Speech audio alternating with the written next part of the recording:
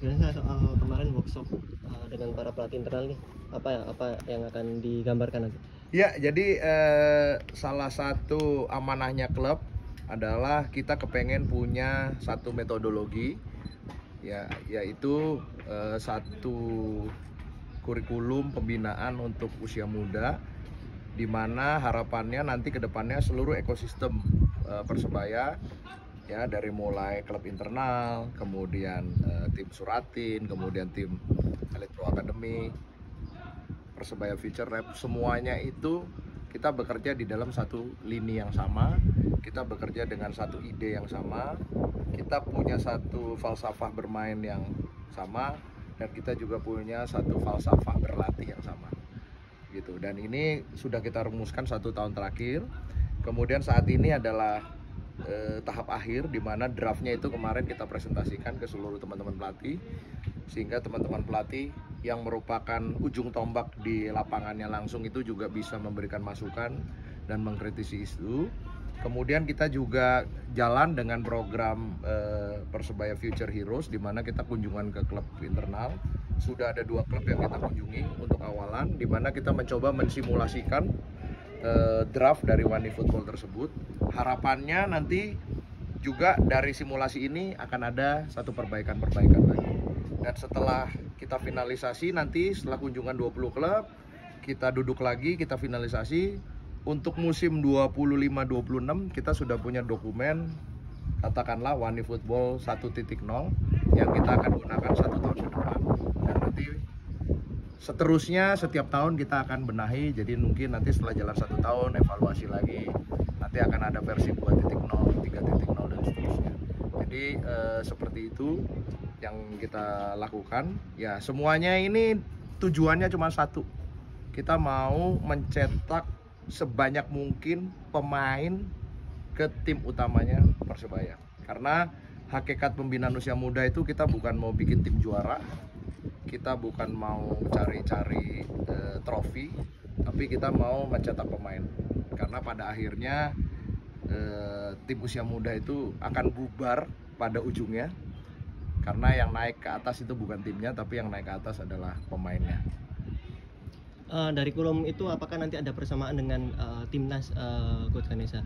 Karena kan mungkin ada terhubung di sana juga, atau mungkin seperti apa? Secara general pasti akan ada persamaan-persamaan dengan filosofi sepak bola Indonesia atau Vilanesia yang dimiliki oleh PSSI. Tetapi tentunya ada karakteristik yang memang cuma ada di Surabaya. Ini yang kearifan lokal ini yang kita harus angkat dan kita harus kedepankan, dan ini yang menjadi ciri nanti dari sepak bola Surabaya, ya kan, yang tentunya mungkin akan berbeda dengan di tempat-tempat yang lain.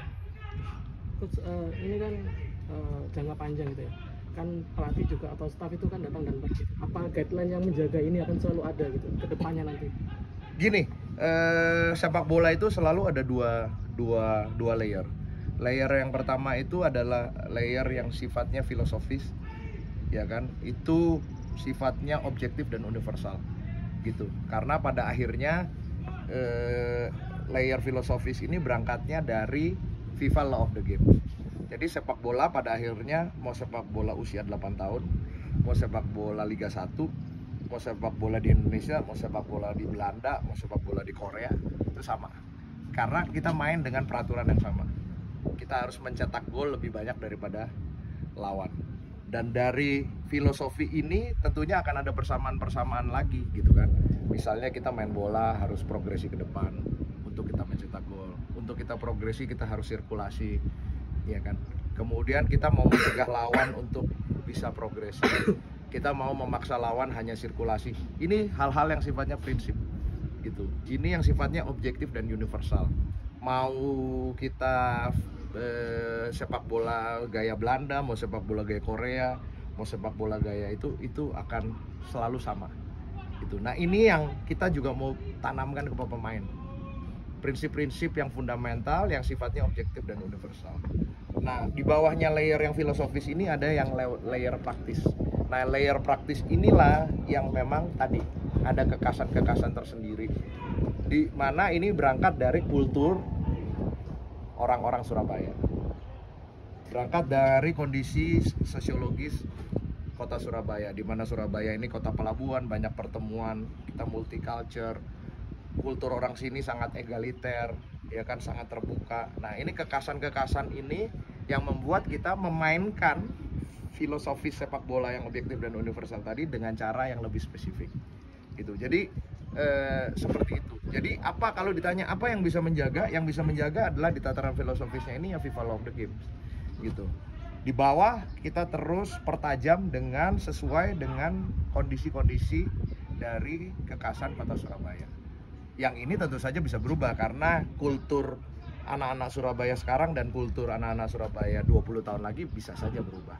Gitu. Tapi perubahan-perubahan ini adalah bagian dari dinamika dalam sepak bola. Makanya nanti OneFootball selalu akan ada mungkin 1.0, 2.0, 3.0, selalu akan ada diperbarui. Karena yang ini akan selalu berubah. Sedangkan yang filosofis ini nggak akan pernah berubah, kecuali kalau law of the game-nya berubah. Kalau law of the game-nya berubah, misalnya kita menang dengan menguasai bola lebih banyak, bukan dengan mencetak gol lebih banyak, ya mungkin pasti akan berubah total filosofi berlatihnya dan filosofi bermainnya.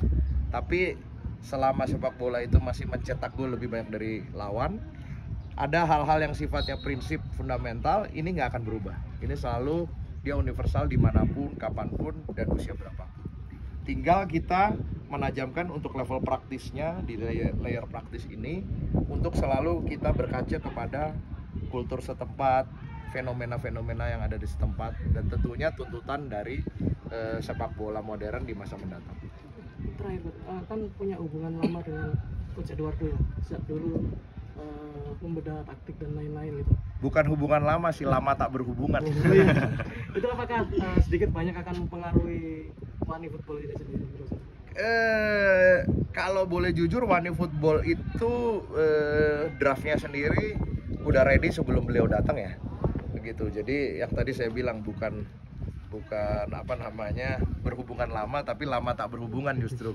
Dan saya boleh dibilang udah lama banget nggak komunikasi, tiba-tiba apa namanya beliau ke sini juga, sama juga dengan Coach Sin. Saya juga dulu kursus bareng itu tahun 2012, jadi udah 13 tahun yang lalu, lama nggak berhubungan juga, tiba-tiba kumpul lagi di sini. Ya senang kita kumpul karena mereka adalah orang-orang yang top profesional, mereka orang-orang yang sangat mencintai sepak bola, dan saya pikir kita bisa kolaborasi bagus dan kita bisa banyak menggunakan ekspertisnya, kepakaran mereka untuk menajamkan lagi OneFootball ini.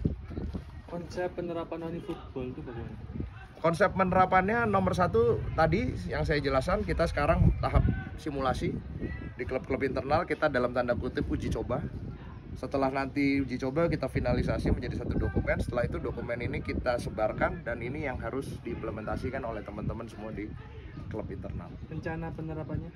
Rencana penerapannya harapannya di bulan-bulan Agustus sudah bisa berjalan pada saat nanti musim 25-26 begitu. Cukup, Coach.